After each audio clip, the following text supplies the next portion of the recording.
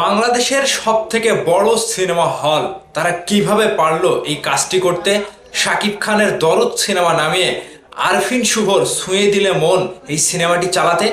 ভাই ব্রাদার্স, আপনারা কি অবাক হচ্ছেন? আমিও অবাক হয়েছি। রিসেন্ট শাকিব খানের দরদ সিনেমাটি নিয়ে এমনটি ঘটেছে, কিন্তু তারা পরে আবারও বাধ্য হয়ে শাকিব খানের সেই দরদ সিনেমাটি একদিন পরে আবার সিনেমা হলে তুলেছে চালানোর জন্য। ভাইবাদাস, কোথায় এই ঘটনাটা ঘটেছে এবং শাকিব খানের দরদ সিনেমাটি নিয়ে হল মালিকরা যে বিষয়গুলো তুলে আনছে, যে সিনেমা হলে দর্শক হচ্ছে না, এই বিষয়টি নিয়ে আপনাদের কাছে কিছু আপডেট দিতে এসেছি। দয়া করে সম্পূর্ণ ভিডিওটি দেখতে থাকুন। ভিডিওতে একটি লাইক দিয়ে ভিডিওটা সম্পূর্ণ দেখার পরে আপনাদের মতামত ভিডিওর নিচে কমেন্ট বক্সে জানাবেন। দেখেন, শাকিব খানের দরদ সিনেমাটি মুক্তি পায় 15 নভেম্বর। সেই 15 নভেম্বর থেকে কিন্তু বাংলাদেশের সব থেকে বড় সিনেমা হল থেকে শুরু করে যত সিঙ্গেল স্ক্রিন ছিল প্রত্যেকটা জায়গাতে দরদ সিনেমাটি মুক্তি পায়। মুক্তির প্রথম দিনেই দরদ সিনেমাটি একেবারে রেকর্ড পরিমাণে দর্শক টানে এবং আয় করে। ব্যবসার দিক থেকেও কিন্তু একটা রেকর্ড করে দেয়, যেটা তুফানকেও হার মানিয়ে দিয়েছে। কিন্তু এই সময়টাতে শাকিব খানের দরদ সিনেমাটি নাকি বাংলাদেশের সব থেকে বড় সিনেমা হল মনিহার, যশোরের মনিহার সিনেমা হল থেকেও নামিয়ে দেওয়া হয়েছে। কি কারণে নামিয়ে দেওয়া হয়েছে এখন আপনাদের সাথে একটু খোলাসা করি।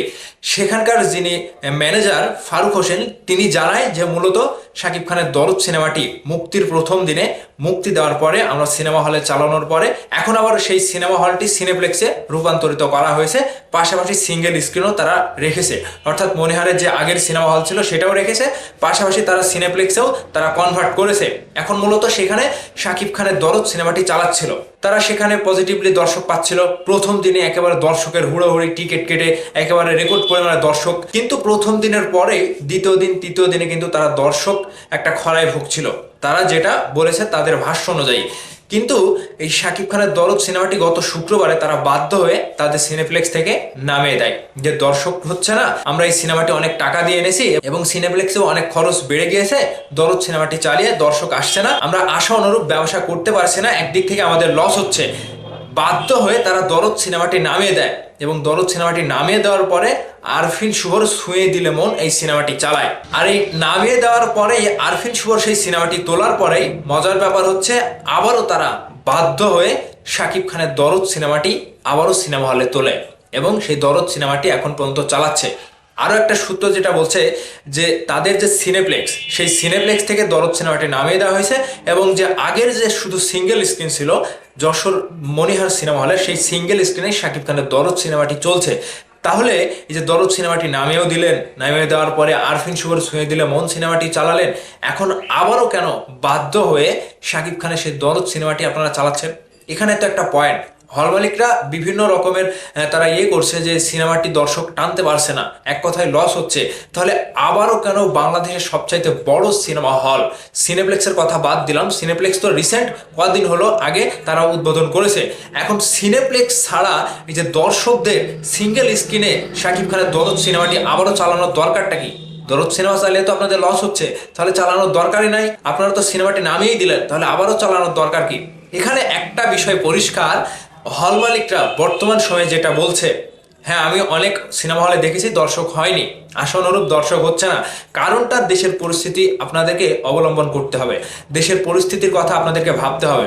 একটা যশোর, একটা বাংলাদেশের সবথেকে বড় সিনেমা হল যশোরের মনিহার, যেটা এক নামে সকলেই চেনে, সেই সিনেমা হলেও যখন দর্শক টানতে তারা ব্যর্থ হচ্ছে, তাহলে সেই সিনেমার দোষ না ভাই।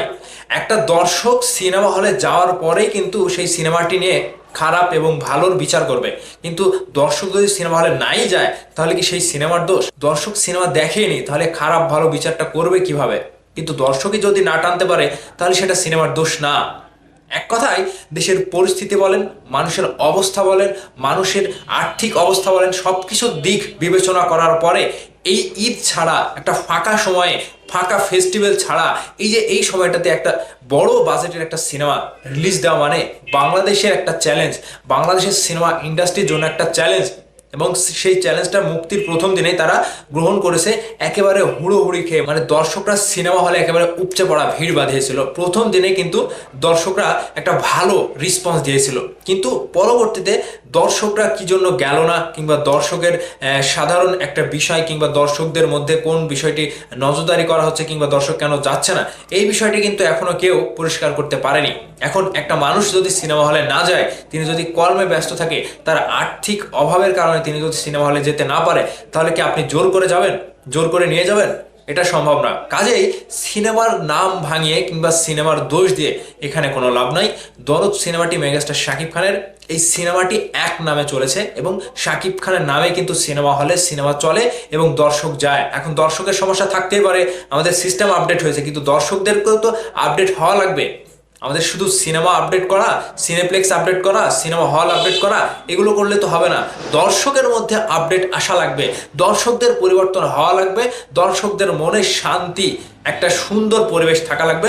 তারপরেই দর্শকরা ওই কাজকর্ম ফেলে রেখে সুন্দর মুহূর্ত কাটানোর জন্য সিনেমা হলে যাবে। এখানে শাকিব খানেরও দোষ নাই, সিনেমারও দোষ নাই। আর যারা এই যে বড় বড় লেকচার মারেন যে শাকিব খানের সিনেমায় ব্যবসা করতে পারলো না ঈদ ছাড়া, তাদের জন্য এই ভিডিওটা অতি গুরুত্বপূর্ণ যে আপনাদের মনে কখনোই পজিটিভ কথা আসে না, কখনোই আপনারা পজিটিভলি মানুষকে আশা দিতে পারেন না, শুধু ব্যর্থই করেন।